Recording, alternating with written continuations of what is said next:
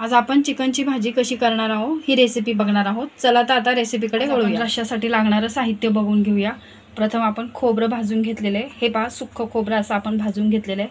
त्यानंतर 2 ते 3 लसूणच्या पाकळ्या, एक आलं, अर्धा इंच आल्याचा तुकडा, टोमॅटो आणि कांदा। हे पहा आपण आता हे असं वाटण करून घेतलेलं आहे। चिकनची भाजी करायची त्यासाठी लागणारं साहित्य दाखवते मी फोडणी देण्यासाठी। तर प्रथम आपण बारीक चिरून कांदा घेतलेला आहे, नंतर टोमॅटो, हा घरचा मसाला आहे घरी केलेला, त्यानंतर हा कांदा लसूण मसाला, मीठ, हळद, मिरची पावडर आणि थोडंसं हिंग। आता आपण ह्यामध्ये मोठे 3 ते 4 चमचे तेल टाकून घेऊया। हे पहा आता आपण ह्यामध्ये कांदा टाकून घेऊया जो बारीक चिरून ठेवला होता आपण। ह्यामध्ये आपण आता टोमॅटो टाकून घेऊया, बारीक चिरून ठेवला होता तो। हे पहा आता आपण त्यामध्ये थोडीशी हळद, मिरची पावडर, ही मिरची पावडर फक्त कलर येण्यासाठी आहे की जेणेकरून तिखट होते असं ह्यासाठी नाही आहे। त्यानंतर थोडंसं हिंग। आता मीठ आपण कमी टाकायचं कारण की आपण शिजवताना मीठ टाकलेलं आहे, त्याचा अंदाज घेऊन तुम्ही मीठ टाकायचं। त्यानंतर हा घरचा मसाला आणि हा आपला कांदा लसूण मसाला। आता हे आपण पूर्ण तेलामध्ये परतून घेऊया। आता जे आपण मगाशी वाटण वाटलं होतं, कांदा, खोबरं आणि टोमॅटो भाजून घेतलं होते आपण आणि ते वाटण वाटलं होतं ते आपण आता टाकून घेऊया। तेलामध्ये व्यवस्थित परतून घेऊया।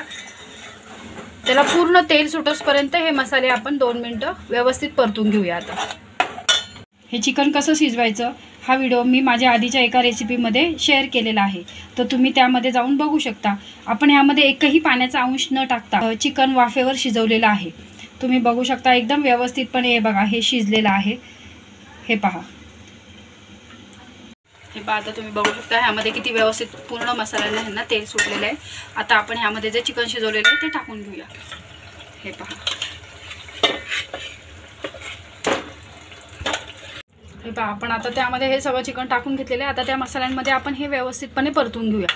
मग तुम्हाला पाहिजे त्या प्रमाणात तुम्ही त्याची ग्रेव्ही करण्यासाठी पाण्याचं प्रमाण वाढू कमी जास्त करू शकता।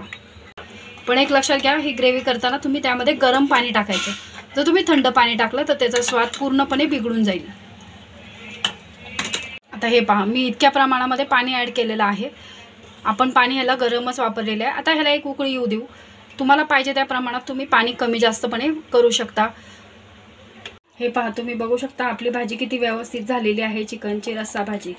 तरी बघा किती व्यवस्थित आलेली आहे पूर्ण भाजीला। या प्रकारे मी ग्रेव्ही अशी पातळ ठेवली आहे। तुम्हाला जशी पाहिजे तशी तुम्ही करू शकता, पण चिकनच्या भाजीला जराशी थोडी पातळ ग्रेव्ही असेल तरच ती भाजी छान वाटते। हे पहा आता आपली भाजी खाण्यासाठी तयार आहे।